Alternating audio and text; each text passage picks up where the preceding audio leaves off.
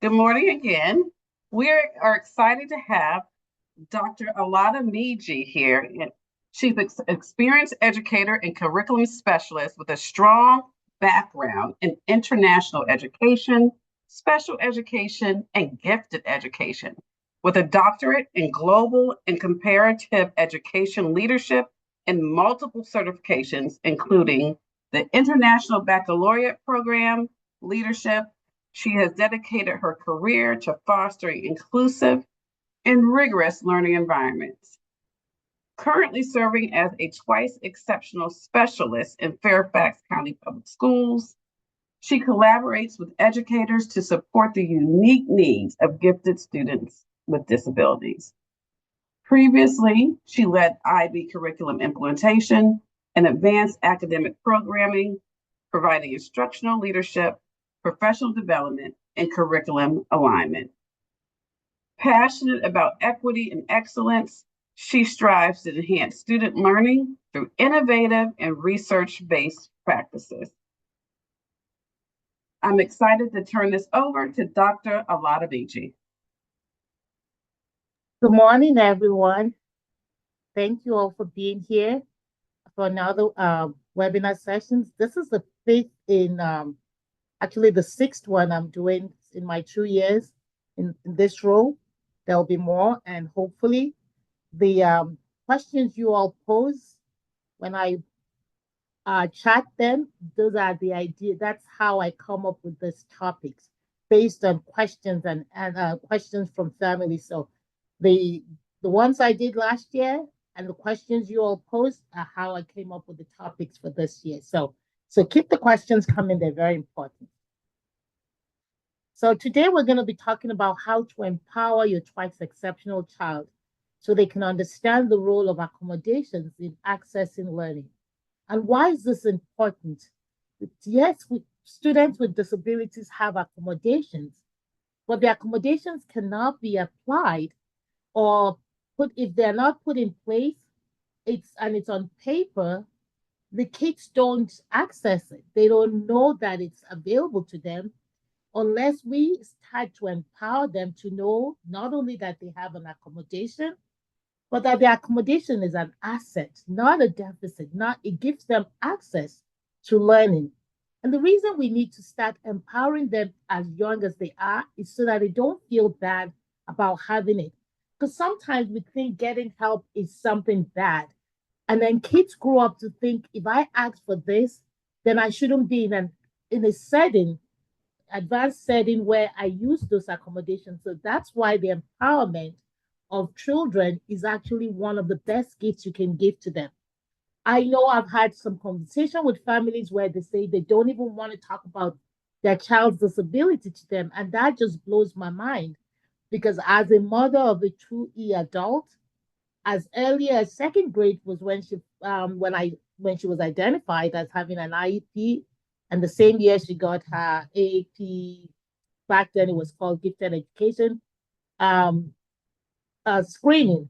So once she got that, I was as confused as every one of you here. Like, how can she have both? And because of my confusion and not knowing where to find help, I basically told her what was happening. I told her enough for her age to understand that she was different, but different did not mean it was bad. It just meant different. So the earlier we start talking about your strength and your challenges and how children can access the learning using their strength, that will be very powerful. So let's not let's not think of disabilities as a death sentence, but what are the accommodations that would then give that child access to advanced learning? Okay. So before we start, welcome and introduction. What if I told you your child's biggest challenge at school isn't the learning, isn't their learning disability, but how they feel about needing support? Today, we're going to explore how to talk with your 2A child about accommodations in a way that builds confidence, not confusion. Because if you need support and you don't ask for it, and you like, if I wear glasses, I've always worn glasses. Glasses is a tool for me to see. If I needed those glasses, and I know I need it and I know it helps me, but I don't ask for it and I struggle through life to just try to see, I would have headache, I'll be grouchy, I will not see as much, and so I will not meet my fullest potential. So that's the essence of teaching our students, our children, that accommodation is not bad.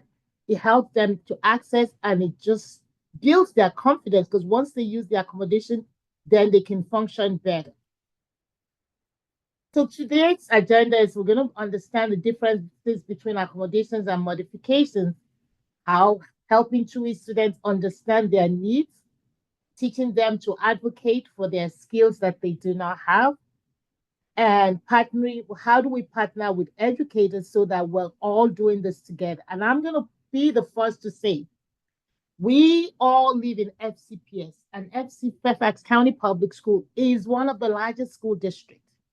So we say these things because it's the best practice, but I'm going to also be the first to say that we know that it's not, that we hope it's happening everywhere, but it's not. And because it's not happening everywhere does not mean that we shouldn't continue to advocate for it to happen.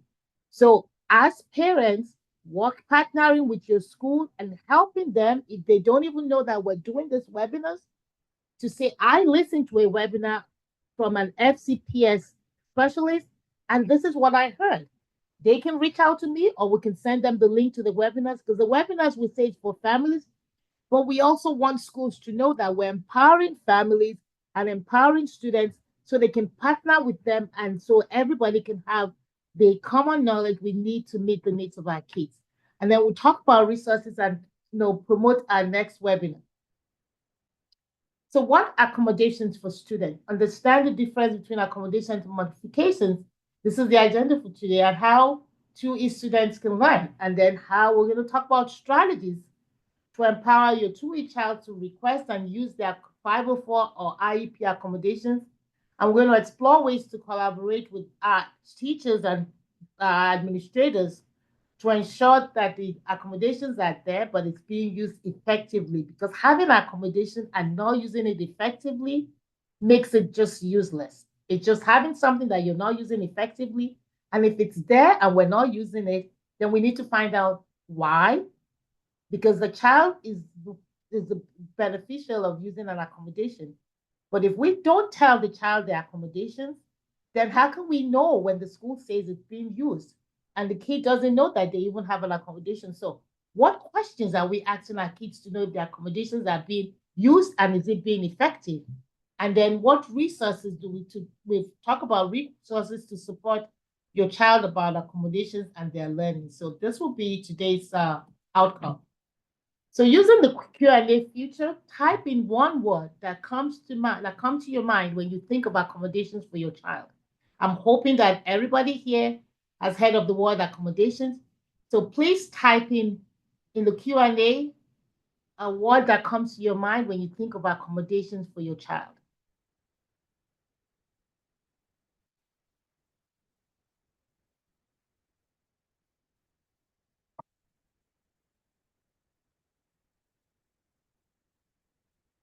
Safety net, essential access. Okay. I'm just typing touchy. Oh, I wonder why. Unclear, support, supported, limited. Okay. So I'm just reading as you all are typing. Underused, impossible, complicated, extra time, small room for tests, personal help, tutor, confusing, resistance from school, inconsistent. That's exact. Everything you all are saying is true. Okay, because like I said, FCPS it's a large school district. And so we say this thing. And accommodations are not up for debate. It's actually the law. And so, as much as we don't want to talk about it and say it's it's not up to discussion. It's not up to do you want to give to the kid or not. It's actually the law. But I know that it's not happening everywhere. And I know that a lot of people do not even understand the role of accommodations. Because when we see accommodations as deficit, then it doesn't serve the purpose of helping kids to access their learning. So accommodations are not, we need to start talking about accommodations as a tool to access, to remove the barriers to learning, to give the kid access to the highest, to function at their fullest potential. But if our kids don't understand what accommodations are, we can't honestly say that they're using it or not using it because the child, we do school for kids. So we should be able to say, so is your teacher giving you extra time or you, in my case, my child processing deficit was a challenge. So she needed to stop, break, and when she starts to feel overwhelmed, that was the time she could just get out, process what's happening, or just look at our teachers to say, slow down, because you're going so fast and I'm losing track of where I am, what's happening. But that accommodation, and that's why I knew that it was so important that I empowered her and not just rely on the school to say, yes, Tope, you need your accommodation now. Here it is. I knew it wasn't going to come be dependent on them. I wish it was dependent on them to do it, even though the law says the adults should use the accommodation. The adults write the accommodation for the child. But if the child doesn't know about the accommodation and the child doesn't know that I have a right to say, I need to use my accommodation right now, I'm feeling overwhelmed and I don't know what's going on, I'm really confused, rather than break down and have the meltdown, we need to empower the child to say, can I have a break, please? Can I step out and process, or can I just write down my thoughts and maybe put it in a journal and share with you? Whatever those accommodations are, we need to ensure that they're being used. But I'm going to put a caveat right now. I've been in IEPs, even my child's IEP, where the accommodations run like a list, grocery list, and the temptation is to pick all because I think it's a safety net. I think it's like like I used to think it was like an insurance, and I'll pick things that she didn't need because I would say in my head when she needs it, and I know at least I've chosen it. But the problem was when I would show her my child all those lists of these are your accommodations, and she would just like freeze, like why do I need this many? Started thinking like, oh, so tell me exactly what you need and then tell me how this will help you.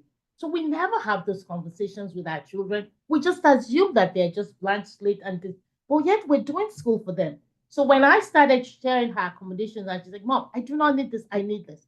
I do not need this is a lot. When who's gonna do all this? My teachers don't even can't even do this. Why would they do all that stuff? So I started being very strategic and never leaving without saying, I don't know if this is appropriate. I will have to talk to my child about what accommodation actually works for her. And then I'm going to be trusting that as you all are using it, that I can also check with her. So it was checking with my child to see your teacher said she gave you, like she allows you to step out and take a break or to just, process outside or to take your test in a different room. Is it happening? Where is it happening? So because if I chose a list of everything that was on that IEP list, I knew it wasn't going to happen. So I was very strategic because I wanted when they sent me the IEP report and the progress report that it was actually happening in every setting. And I could say, okay, we're making progress or we're not. Or do we need to change this accommodation to something different? So that's why knowing what the accommodations are and talking about it and using it effectively is how we get. So why it's important. So why is accommodation, talking to your child about accommodation, why is it important? Because if we're saying that the disability makes them different, not deficit, then it's important for them to say why the accommodations help them to actually access their learning. Because in my child's case, she had extended time, she had opportunity to process information. She still has those things. She's opportunity to process information, opportunity to either do something differently because if it's overwhelming, it's not going to be done. But then I had to tell her the why. You have the extended time because when your brain isn't really functioning because you're overwhelmed, you need the additional time to process. That time, extended time, to give you time to process. In processing differently, you're already needing that time. And then when you by the time you process and are ready to actually start breaking down the task, your peers might have moved on. It's not bad. It's just that I want you to use your accommodation so you can actually do well. So don't look at what's happening in your room And if you need to step out to take the test elsewhere, which is why we put that in her accommodation to take the test, because she used to just panic when everybody was ready and leaving the room and they were done. She just felt stupid. She said, "Oh my God, mom, they're gone." But just stepping out of a different room to take her test eased that stress. But then she need, even though she was stepping out to take the test in a different room, the accommodation was still extended time was still in place there. So you need to kind of strategize, like, why am I choosing this accommodation and where is it really happening and why is it important that my child knows the why of what this accommodation is doing in terms of accessing learning. So we all people will misuse the word accommodations and modifications. And I just clarified this even today in our meeting today this morning with my department. Because sometimes people see the word modification as bad. If I have to modify what this child is doing or what they're learning, it must be bad. And our teachers are not there yet. I'm going to be honest, because the word modification is almost seen as something bad. But if you have to modify just to meet the child's need because they don't need all the stuff to demonstrate mastery, then it's okay. When we compact learning to say, okay, you've mastered all this, so I'm going to compact everything so that you do more, and because you can actually handle it, you don't have to do you do quantity, not you do quality, not quantity. I'm just going to compact it so you do less and not rather do all the stuff. That's still modification.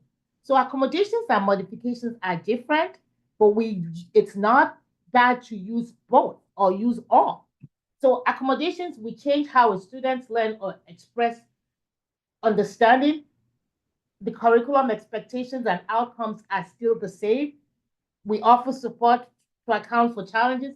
Modifications mean what a student is taught and expected to learn changes. So, give you an example, if a child is pre-assessed for learning, and this is what we're fighting, I'm going to be honest with you. In the central office and curriculum and design and instruction, pre-assessment is the key. Is it happening everywhere? I don't think so. And I'm being honest. Because if we have pre-assessed kids for concept, for content, and skills, we can identify, okay, this child understands this concept maybe at 80% or 60% or 70%. I don't need to belabor the concept. The content the child gets, the skill is where the deficit lies. So if I know the skill is where the deficit lies and the child is struggling to write, I can modify that content and concept so that the skill does not become the problem, but the child can still demonstrate mastery. So that's where the modification comes into play. And the learning expectations and outcomes might be different. So the rest of the class could do 20 problems, and I know this child can already has demonstrated mastery. So I'll compact it, make it different, and say, okay, this is all I need you to do. But it's still within the same standard. That's the confusion for most of our schools, but we're working on it. Does it take a long time to implement change? Yes. And we have people that are of different lived experiences, different learning experiences. Some teachers have gone through teaching, some teachers have not gone through it, taking any class in education. They're all different. And it's just us in curriculum and instruction trying to change this. We know the theory, but the practical application is where we still struggle as a district. Are we going to get there? Hopefully, that's my hope. That's why we're doing this, to empower you so you can have this conversation at your school and to point to us to let us know where it's not happening. Then we can then go to those individual schools and help them understand why it must happen. Okay? We say must.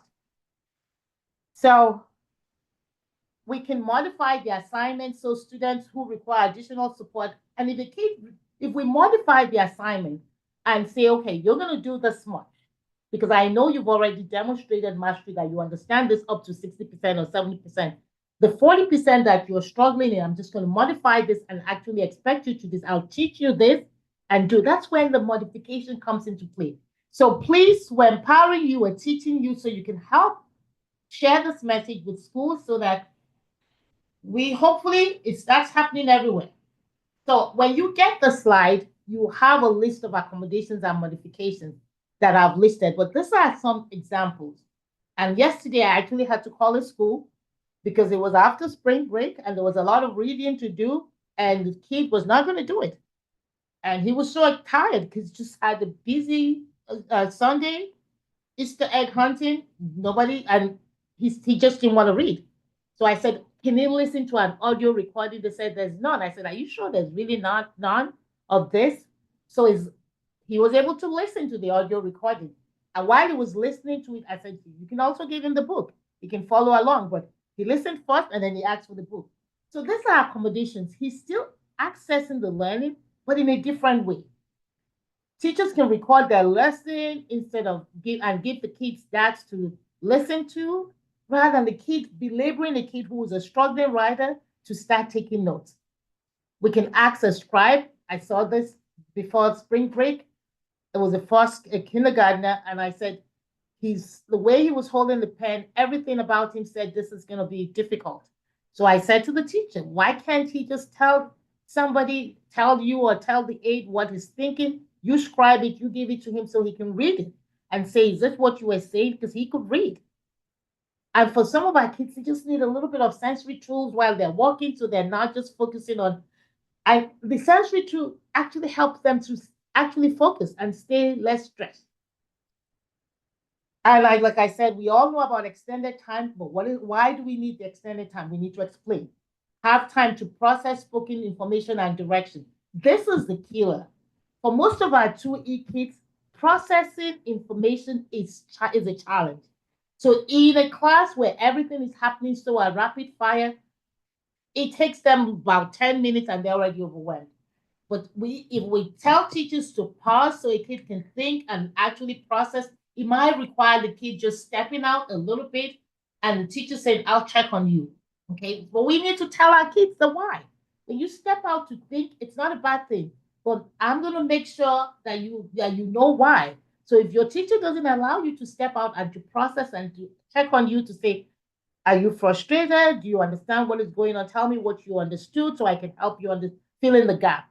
That's what it is for. We write these things, but we don't actually do it. And we don't ask our kids, is it happening? Then at the end, they say the child has met the goal. And you're like, oh my Lord, how did they meet the goal? Where is this happening? Okay. And so we need to be part of the process so we can actually ask the right question about, tell me where he's using it. And then you check with your child. I say check. Okay, so for some kids, they show them the whole test, and the kid goes, "Oh my God, I have to do all this test."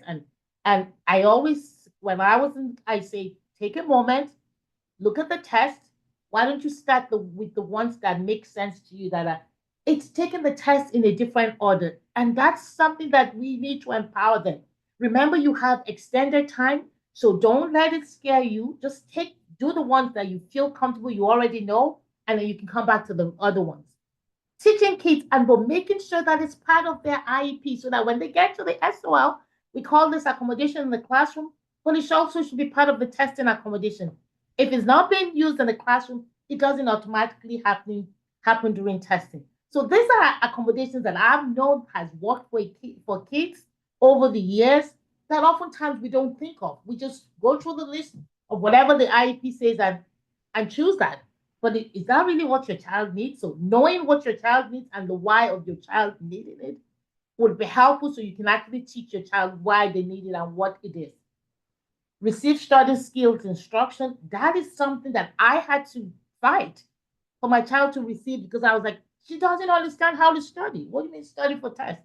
She comes home and she says, I studied. What the heck did you study? What did you study? How do you study? My older child could tell me when she studies, she writes it. My second child couldn't tell me that. So I had to say, can somebody teach her how to study? Compact it, put chunk it. Okay, when you read this for the next 5 minutes. What do you understand? Can you talk to me about it? So that we can actually teach them how to study. That was accommodation that worked for me and worked for my child. And rather than just say study, what does that even mean when a child is struggling? Okay, and I say complete different tasks or assignment and peers. Yes, okay, you don't want to do this because it involves a lot of reading, a lot of writing. Okay, can you make a movie so you can actually demonstrate mastery of what you already know?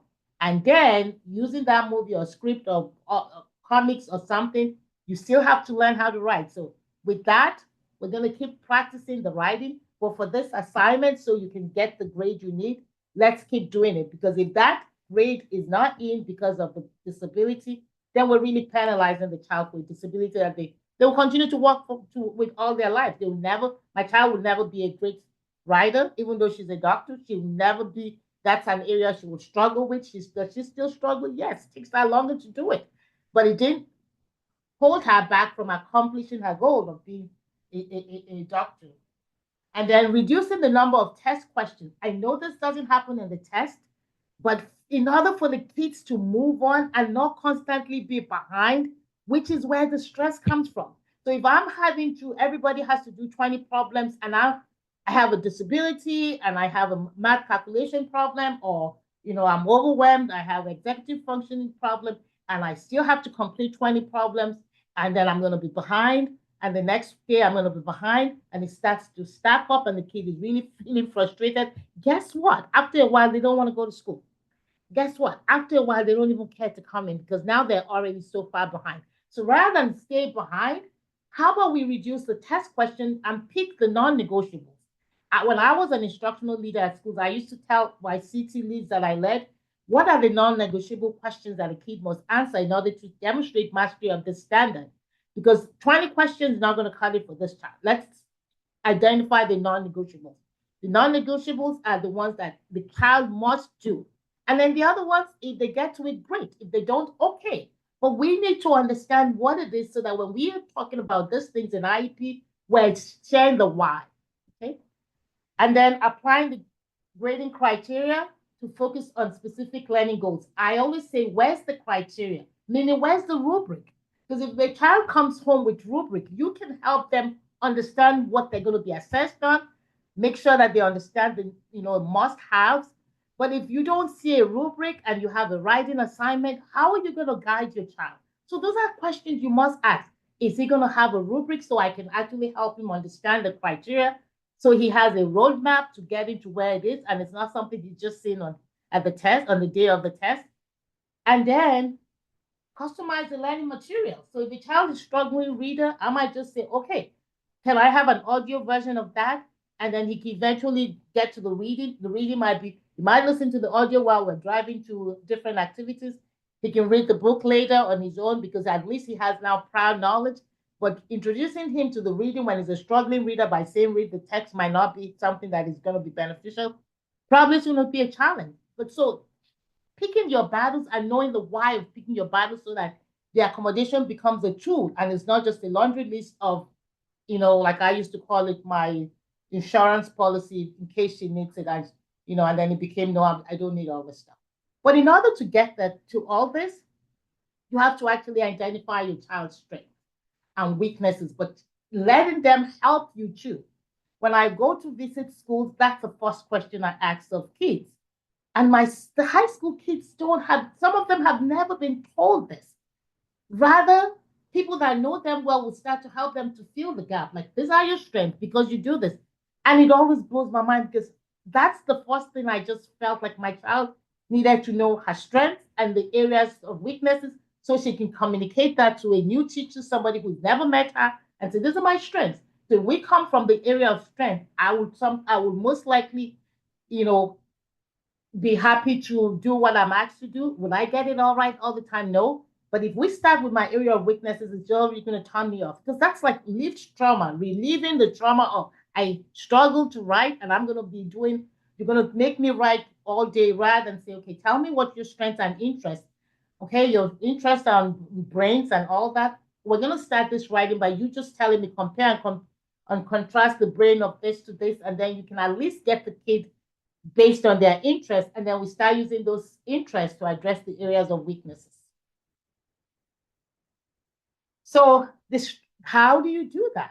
Okay, strength-based exploration. You can start with inventory and checklist. You can have a checklist of things that you think most kids like, and then have the kids to say, these are my, oh, I like this, I don't like this, I like this, I don't like this, or I'm good at this, and I'm not good at it. You can do the multiple intelligence activities to say, okay, tell me. Yeah, my child is my own child is, she's very spatial. She loves visual learning. She loves to see things.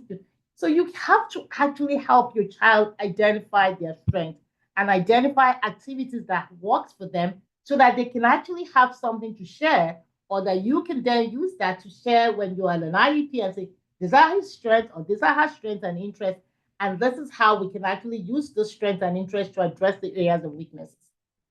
Proudest moment reflection. When your child says, that was the best, blah, blah, blah, I did. Oh, wow. Really? Why? Tell me why it was the most, today was the best day at school. Because why was it the best day? What made it the best day? Because you need to start capturing those things so you can use those as stories to talk about their strength, and because you can help them. Most kids do not, but it's when you start building the structure, say, oh, tell me more. What was the great thing that happened today at school? Not how was school. You can ask those questions. Being strategic and be, really, being strategizing and saying, okay, I need to know, why was that the best moment for you today? Why? What happened? What led to that? What prepared you for that? Oh, it's based on your interest, something you're already good at. Because sometimes we think we know our children to the T, not until we start having very strategic conversation so we can actually identify what's going on and why they enjoy some things and not, we will never get to know them.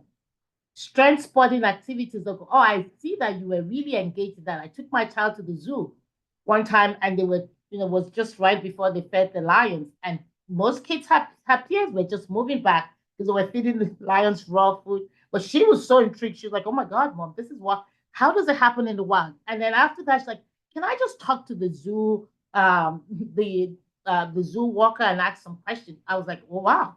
Like, her sister was so far away. She didn't even want to see that. So you spot those strength spotting activities and talk about it from that strength base. Like, oh, tell me why you, oh, I didn't know you like, like what made you really want to talk to the zookeeper?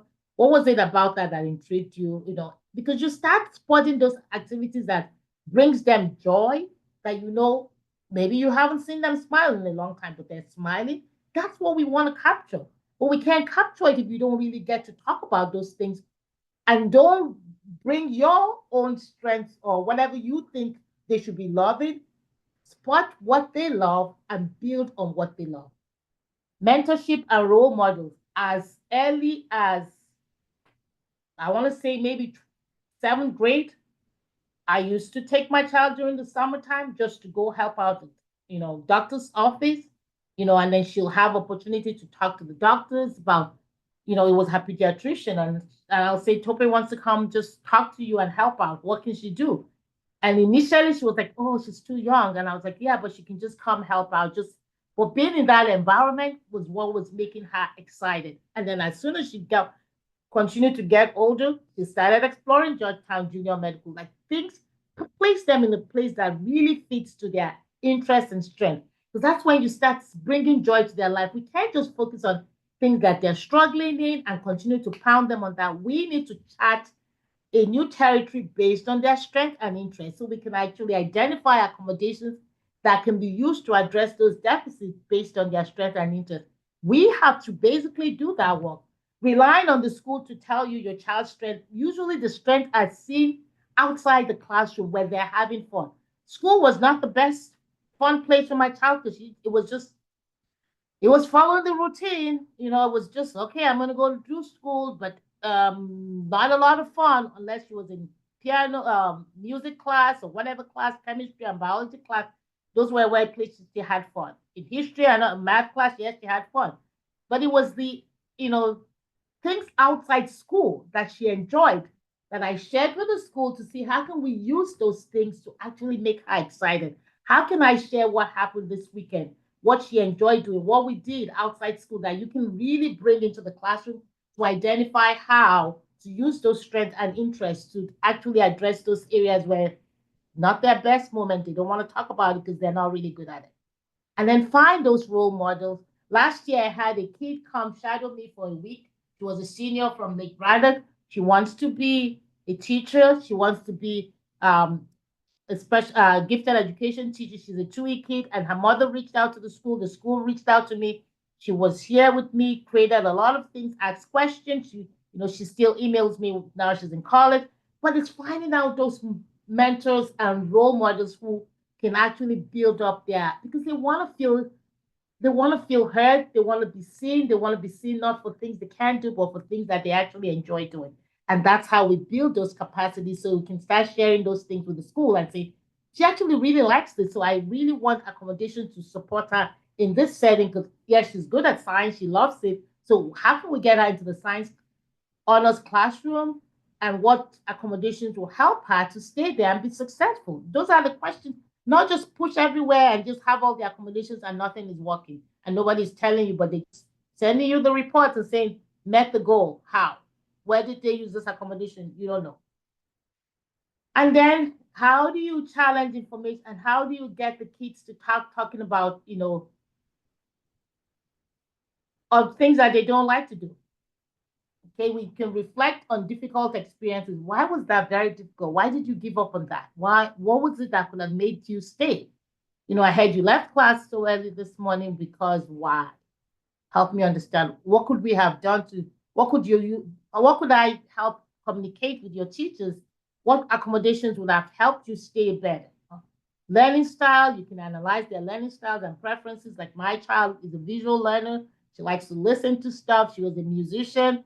Writing, like I said, was a challenge. But so let's find out what we can do so that she doesn't have to start with the writing first. So can she just dictate? Can she just do an audio? Whatever it is to show what she already has in her brain. And then understanding the disability. This is something that I still have a conversation.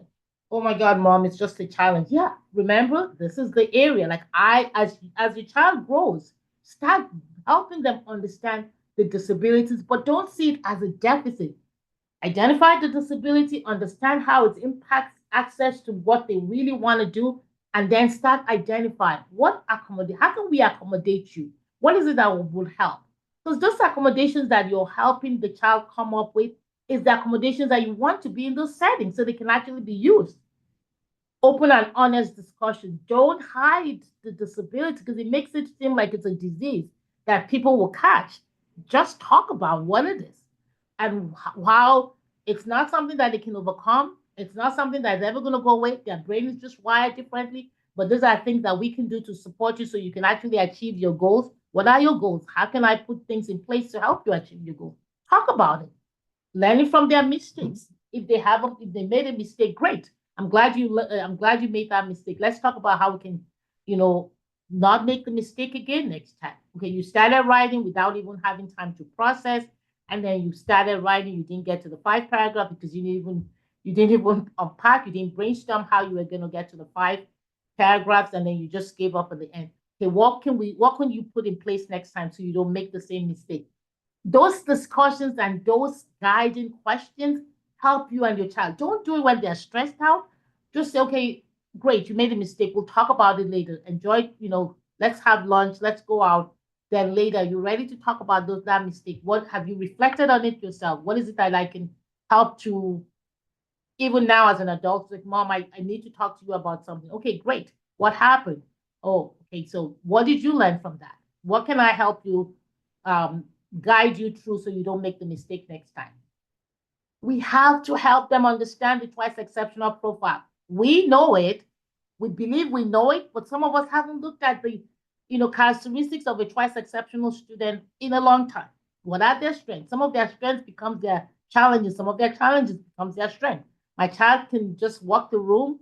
She knows how to, and to, talk to adults, talk to everybody. But sometimes that's a challenge because then I'm like, okay, did you remember that you were not the only person in the room? So helping them and you understanding the twice exceptional profile and understanding that no two two kids are the same. It's n equals to 1. So your child's understanding of their twice exceptionality cannot be compared to other people. You're just comparing it to this is who you are, this is the why of all this, and then saying, oh, this happened. Do you know why this is a challenge? You love to do this, but it might be a challenge because other people don't understand, and people might just walk away and not want to talk to you next time. Helping them understand because they live in a world of neurotypical people. We cannot force everybody to be at the same place as we want them to be. I wish everybody could understand that neurodiversity, how they all behave, but I know they cannot. So the only control I have is with my child so that she has a social in and not turn people off by understanding like, oh, I think you've had enough, or what is it that I can cue you in so that you know when to stop. And then reframe the challenges as an area of growth. I know you struggle in this area once you get to talking to people, but it's the in. How do you even get in? Because she's always afraid, social anxiety. Nobody's going to want to talk to me. Nobody knows me. But once she gets in there and she finds somebody she can talk to, she might carry on the conversation forever and not give the opportunity for other people to talk. Just reframing those challenges as areas of growth and not just focus on it like, oh, you did so. No, you could have improved on that. See it as an area of growth, but help them to start identifying how they can start working on that, the goals of that you have for them or that they have for themselves, and celebrate the growth and effort. Oh, you're doing better. You were able to catch yourself before I reminded you to, okay, give other people opportunity. You're working on it. You will see the smile on their faces, but don't expect them to go 500 miles, and remind them that other times they might make a mistake and it's still okay because we'll continue to learn from our mistakes. It's how you put all this together that helps them to start seeing that it's not that they are, the deficit mindset, or that they're just stupid or dumb. Like my child would say, why is this so hard for me to understand, mama? I don't know, honey. Your brain is just different. And we're going to keep working on it. Are you ever going to get to a place where everything comes natural? No, because that's why your brain is different. And can I change the world so that the world accepts everything about you when the world can't even understand what the neurotypical people want? Because the rule changes every time.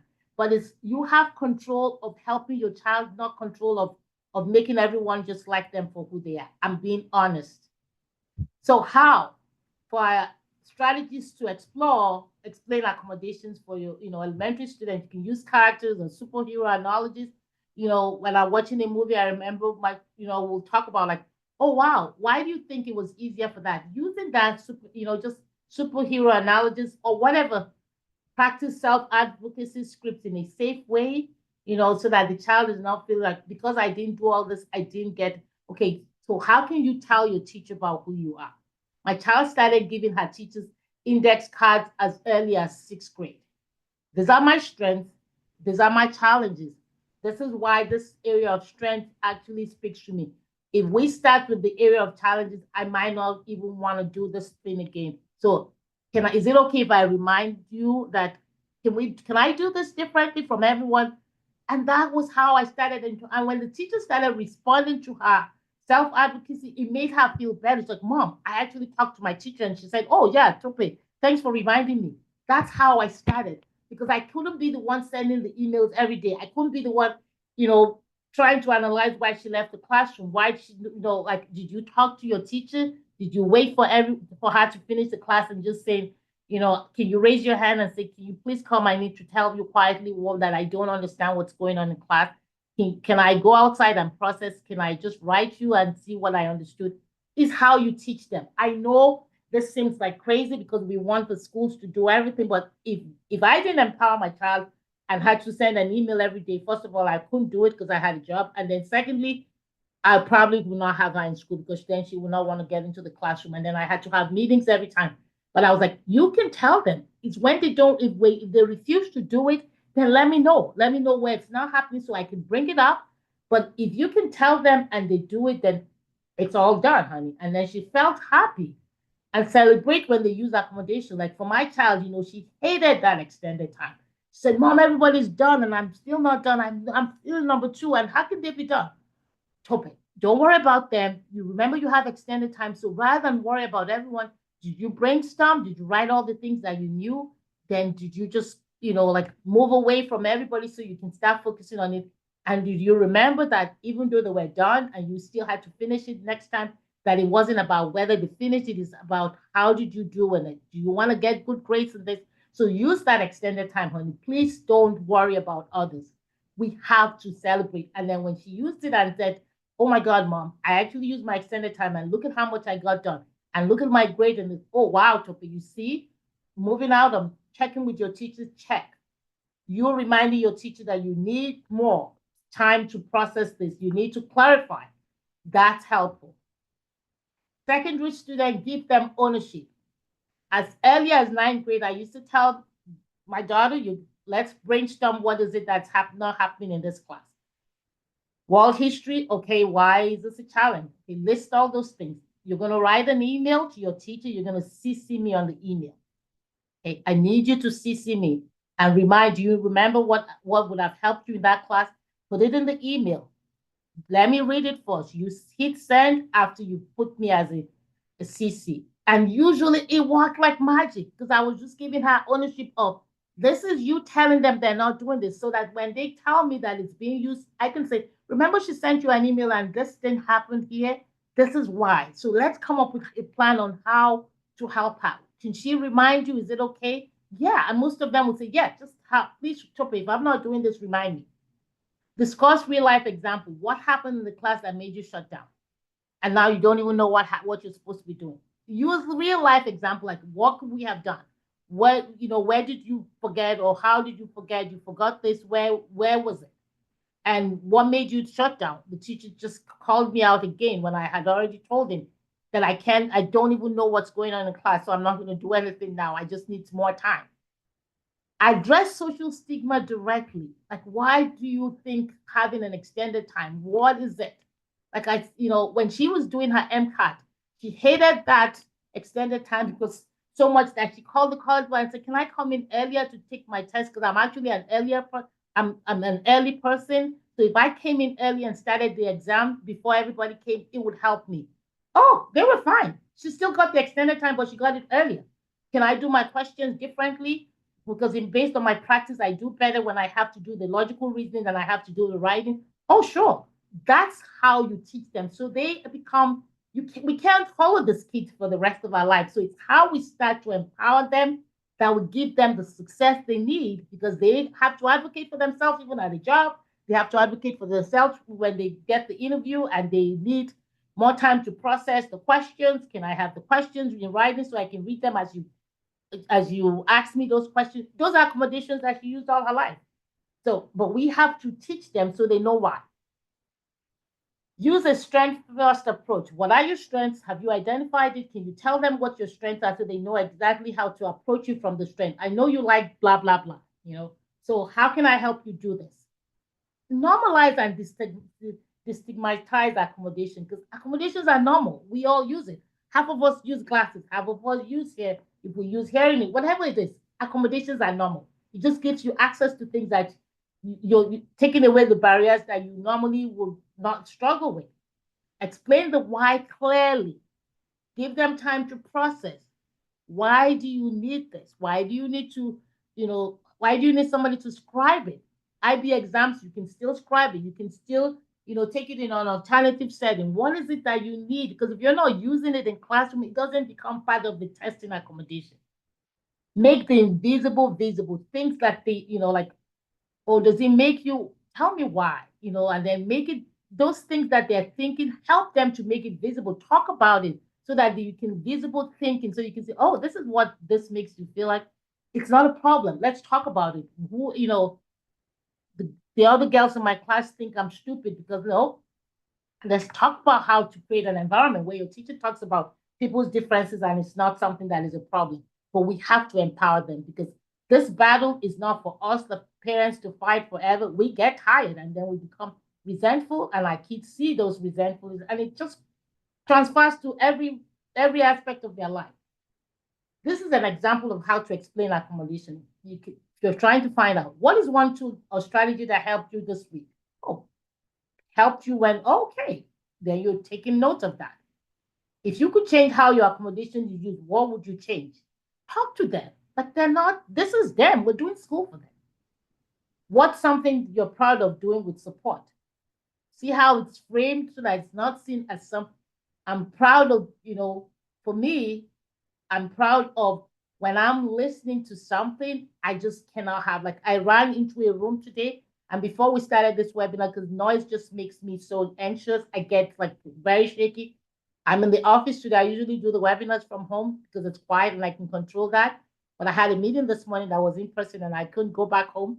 So the one thing I did was to walk out of the room before you all showed up and please begged everyone, like, any little talking will just drive me crazy. So I just need your support in just, if you need to be quiet while I apologize. I told everybody why it's going to be a challenge for me if they were just carrying on as usual. And so, but people responded. And what is one thing you like more help with? You're going to get the slide, talk to them. I just shared 4, but there are so many. And then you can just say what helped me focus is, for me, it's the less noise. And what's hard for me in class? What is it that is hard for you in class? Which accommodations help the most? Show them the accommodation. Identify the one that works the most. Talk to the teachers about why this one's working. They're not being used. Where is it being used? Has it been used anywhere? Like my child used to struggle in PE of all places because it was so loud, it was so crazy, and she didn't know what the heck she was supposed to be doing. Even though she was swimming full time, so she hated PE. She would not go. The PE teachers would call me. I was like, she doesn't even know what the heck is going on. The directions are said verbally. There's nothing visual that she can see. We're doing this and then we're doing this are the rules. So it was a stressful, but I didn't know until I talked to her. How can I ask for what I need? I not how can I ask your teacher for what you I want you to say, how can you ask your teacher for what you need? So we can practice and then you do that. And if you don't get it right, we'll practice again. But let me know. If you ask and it's not being done, then I can step forward, but I don't want to be the one doing it for you. Like all these things are skills. So how do we then, talk about the skills? And because it's hard to teach all the skills. So let's talk about it from that aspect. Why is it important for us to teach self-advocacy skills? First, we're not going to be with them forever. Eventually we will not be here, and we want them even with their siblings. I wanted my child to have a relationship with her sibling so that she was not seen as a handicap, that she could see, and her sister wasn't doing all the talking for her or doing all the, asking for her. I wanted her to be able to go to people and ask for what she needed, and then ask for appropriate support and accommodations and then modification. Can we change this so I can do this? Yes. You tell them why. Can I rather do 20 rather than 10 because it's going to take me longer and I don't want to be so far behind that I don't get it done? It helps them to foster self-awareness because they know themselves and they understand that this is what helps me. It might not be what helps you, but this helps me. And I really want you to understand why it helps me. Because you're also building their self-confidence and their self-esteem so that they start to believe that the accommodation doesn't make them stupid. It actually is it's just that they're different. And the way they access learning is different from their peers, but doesn't mean it's bad. And then it makes them less, anxious. My child used to be so anxious. The day she had PE, history, it was just a stressful day, and I could see it in her face. From the minute she wakes up, she's snappy, she's angry. But we started talking about, so what are you going to tell your teacher today? If they forget to do this, what are you going to remind them? Because remember, your teacher has all these kids, and yes, you have an accommodation, is in writing, but are they going to remember all the time? I'm your mom. I don't even remember all the time. So I know that they are overwhelmed. I know there are other things happening in class. So let me help you remember how you're going to ask for help today or ask for support or do what, I tell them, remind them of what you need. But then she started feeling like, okay, mom, when I told him that I can't write this 5 paragraph now, I really need time to brainstorm. And I'm actually stuck because I'm just so overwhelmed with other things. Ask for help. And then she started feeling, okay, it's not as bad. I thought he was going to be upset. I thought he was going to say, okay, Tope, what else do you need? I said, if he does that, you say, when you said that, it actually made me feel like I was asking for something that I do not need. I do need this. So we need to kind of build this into them. And then the self-advocacy script I wanted to share with you guys. This I created yesterday because people will ask me, what does it look like? Hi, teacher, I learn best when I can use blah, blah, blah. My graphic organizer use speech to text, take a break. Can I use this for this activity?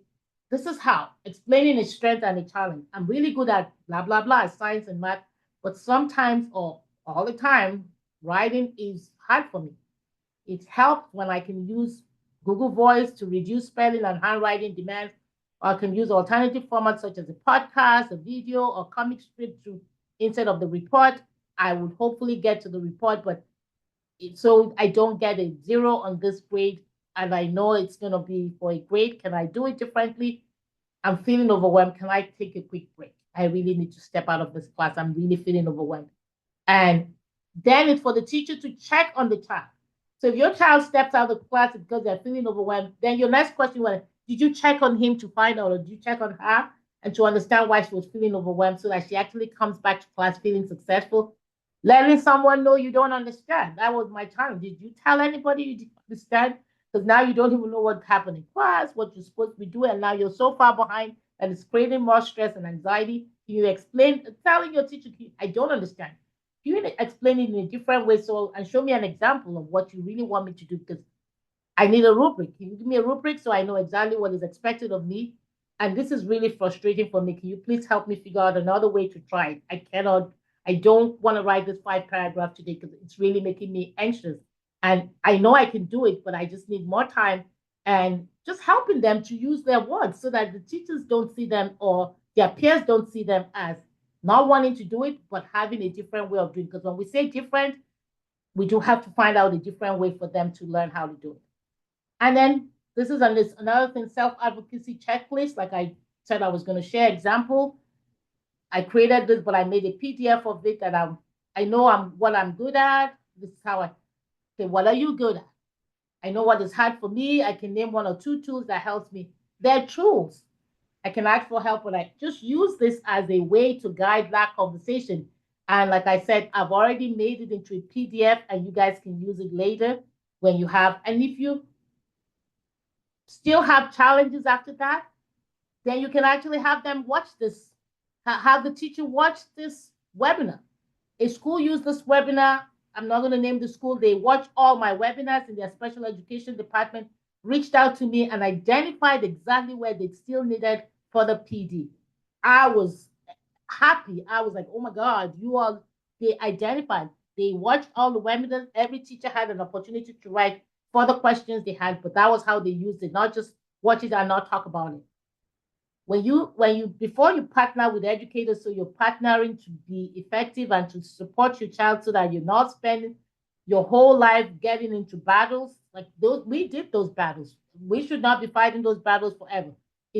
Are you still going to fight? Yes. But when you know what your child needs and your child knows why they need it and they know what is it that will help them, then you can actually partner with them and say, this is why this is partnership is going to be effective if you understand my child. Know your child's needs, document what works by talking to them. This worked because that's why I said find those moments where they tell you if they had a good day because. Frame with strength. Frame the conversation with strength. Don't focus on the things they can do. What can they do? What has the accommodations they've used either in some setting help them achieve? Approach them as partners. I would like to partner with you in helping Little Johnny be successful. Be specific. Don't just say none of the accommodation. What accommodations? This is why I said be strategic in when you're picking those accommodations so you know exactly what's working and what's not working. And where is it working and where is it not working. Clarify the why behind the accommodation. Like when I would say, testing in, being able to answer question in a different way, that accommodation, I didn't think of it. My child thought about it because she's like, when I start with the most difficult, it just takes me longer. I'm never going to get to those questions, and I might just be taking this IB exam for 7 hours. So then she said, can you just show me all the questions and then I'll give you the ones I want to answer. And when I'm done, so her peers might be answering section A, she might be answering section C, but it was built into her accommodation and she was able to explain the why. And so when they applied for the IB exam, the school wrote the reason why they had to give her opportunity to answer the questions in a different format.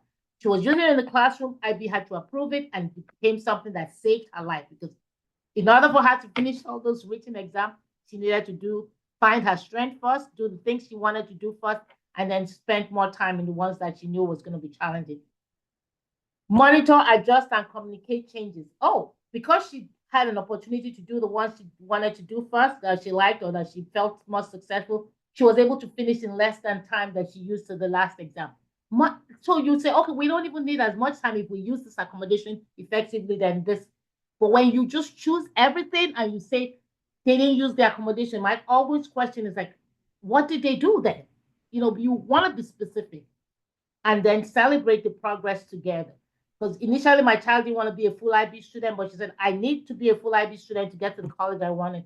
But I'm going to struggle in this area. So if we put this accommodations in place in this subject, I think I'm going to be fine. And yes, she was fine. Did she score the best in those subjects? No, but she got enough scores to get her IB diploma. And then she scored well in the one she knew she was going to score. So it's just being strategic and doing what. And these are resources that you get. And videos, the power of yet. I wanted you to have access of different ways to start this conversation with your children so that they understand who they are. And our next webinar will be on May 20th from 10 to 11:30, and it'll be virtual too. And I'm going to be honest, I got lots of questions from the last webinar. And I know I'm going to get lots of questions from this, and I'm going to answer all the questions. I will send them back to the Family Resource Center. They'll send back the questions, and there are no names to the questions. Hopefully, when I answer all the questions, even if it wasn't your question, it will benefit you. So thank you all for listening and for being here. These are further references that you can check out. But thank you. And we are partnering together. I'm telling you, when we do this, it's to give you the tool and the knowledge to actually support your child in being their best self, but advocating appropriately for their needs while partnering with the school. So thank you all for being here. I know that was a long listening, but you will get this video later, the webinar later, the link to it, so you can listen to it on your own.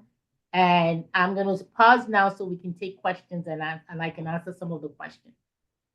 Thank you so much, Dr. Aladamiji. I learned so much information. I was taking pictures, even though I'm going to, I have the presentation, I was taking pictures of the screen and thinking about how I can support my children.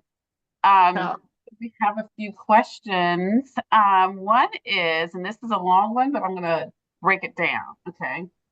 At what age would you suggest involving the child more directly in the accommodations developed in the IEP meeting? So I would say, as every child is different, I used to leave IEP. So I'm going to be honest, IEPs used to be very scary for me. I used to have stomach used to hurt. I used to have anxiety the night before her IEP. And I just shared with her, I said, today's going to be a long day for Mama. And with Daddy and I are going for your IEP this morning.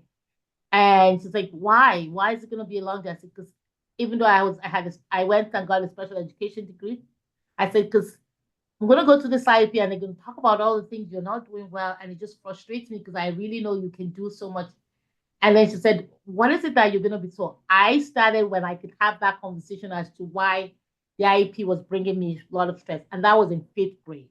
Okay? So I started having the conversation because I dreaded the IEP. So I started telling her, and then she asked me more questions like why. I said, I have a hard time even really understanding why you need all this help and why you're still struggling in writing. And then I eventually in 6th grade, I shared the accommodations that the school identified that would help her.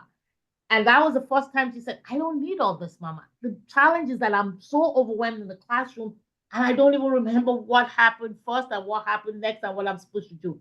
So if they break it down so I can actually process and ask questions without feeling intimidated, that might be helpful so that I don't get to the end and I haven't done anything. So that was when it dawned on me that I'm going to this IEP for my child, but she doesn't know what the heck is happening in the IEP meetings or why it even relates to her. What is it that we're talking about? So that was when I started showing her, and I knew that she was interested. She said, Mom, can I read it? I said, sure. Then they'll send me the IEP and we'll read it together and she'll help me correct what she wanted. So I just involved her from 5th grade on, but by 8th grade, she will come into the IEP meeting and she'll say, okay, and I'll say she's going to be here for this long. So let's talk about things that she can actually help us identify and put in place. And then when I'll ask questions, can she go back to class? And they'll say, yeah, she's done. And then, but I always say, I will share the final IEP with her. We'll read it. And then I'm not until I've read it with her and ask questions, did I ever sign it? I'm just being honest. I never signed it without getting her consent. Like, can I just take it? Can you take it back to school? Sign? She's like, yeah, Mama, I read it. I understood it. Okay. So I just didn't take it upon myself to just sign the IEP and then go back and tell her I talked to her, especially in high school, because I was like, I need you to really tell me, where is this accommodation being used? And if it's not being used, why is it not being used? Okay, so you basically start talking to her in 5th, 6th, 7th grade, had her start attending the meetings in 8th, and then reading them and signing off of them middle school and high school, sounds like. Latter part of middle school, high school. Okay, great. Okay, next one is how to request an IEP or dual special education for a child who is going to high school and is denied the program and is only offered a 504 for having a B and A score and taking an honors course? So the IEP 504 question, I'm going to be honest, that's not my, I would say go back to the school, like I said, from when your child needs the help. What is it that the IEP? The IEP is called specialized, it requires them to get specialized instruction. My child had to get specialized instruction in skills, those study skills. So for if you're requesting an IEP, you have to share why the disability cannot be met with a 504 accommodation. Because eventually, when they graduate from high school, the 504, the IEP becomes a 504 for life. So it's no understanding why do they need specialized instruction? Does the accommodation meet their needs? And if it's a wrong accommodation, identify the right accommodation, because it's not jumping from a 504 to an IEP that solves it. Because if you get an IEP and you still get an accommodation, it might not solve it. Which is why I said identify the accommodations that support the child, because the 504 might just be all they need. Because the 504 is actually for life. So it's individual. Talk to your school, work with the special education case manager, talk to them about why the IEP, for K through 12, many people prefer the IEP. If they don't need it, then the accommodation's working, then we don't need an IEP. So just really individualize it for your child so you know why. Okay, let's get to the next question. Okay, instead, this one is, can you tell them were there any resources that parents can peruse, I guess additional ones that you offer for ideas we may be able to incorporate into our IEPs, or subject matter experts we can access that are not costly advocates and our lawyers? So I always say, if you're why do you if you're going to an IEP and you're not being heard, then you might need to stop the IEP and say, I'm not being heard. This is why I'm not being heard. Because I would not say go get an advocate or somebody if you can tell them why you're not being heard. Sometimes we just need to be like, you are the most important member of that IEP team. And you can stop the IEP meeting anytime because you're not hearing me out. You're not hearing why I'm saying the why. You're not understanding that. So you can stop it until you get clarity and you can say, can somebody call me to explain to me? Just like we're teaching kids to explain. Can you explain to me why this was a problem? Why can't this child get this done? You can stop the IEP until you're clarified, until somebody calls you to clarify, then you can come back to the IEP table. Mm-hmm. Okay, and there are a couple really about helping your child understand why they need an IEP or buying into the accommodation. It's talking about the differences. No two brains are alike. No two, but no, what I understand, what I struggle with, you might not struggle with. Because I know noise drives me crazy. And I know things that if I'm distracted, I'm actually not productive. And if it starts getting loud, I'd rather be in a quiet space. But talking about the different brains, which is why I shared all those resources, you can talk to them, they can watch it, you can watch it with them, but start talking about why, because it's not going to be a one-time talk. As you're talking to your child, you also have to talk to your family members. You have to talk to your children. For mine, I had to explain to my husband every day why she's not going to just do it because she said, she doesn't understand why it's not going to get done and just drove him crazy. But it's ongoing explanation, both to the kid, both to everyone, so they can start understanding. But the more that you start giving ownership of that conversation to the child, the better it will be for both you and the child. Thank you. And the last one, well, some people ask to go back to the resource screen. Can you show that while you're answering this last one? Yes, scripts, this will be sent out to you all, the slide deck. But this one is, how do you assure you get accommodations for your child when an IEP team can focus an entire meeting on goals that are trying to get child to be able to do things in neurotypical ways instead of trying to provide accommodations to optimize learning? So that's why I said IEP used to be overwhelming to me. So we could identify the goals, but I used to help identify my child's goal by talking to my child. What is it that, okay, what is the goal that you all want to, and then I didn't have too many goals because I used to say, let's achieve this goal. Because if we achieve this goal, it would actually, so if they wrote an IEP that had so many goals, too many goals, I'm like, are we going to really attain all this goal in one school year? Because it's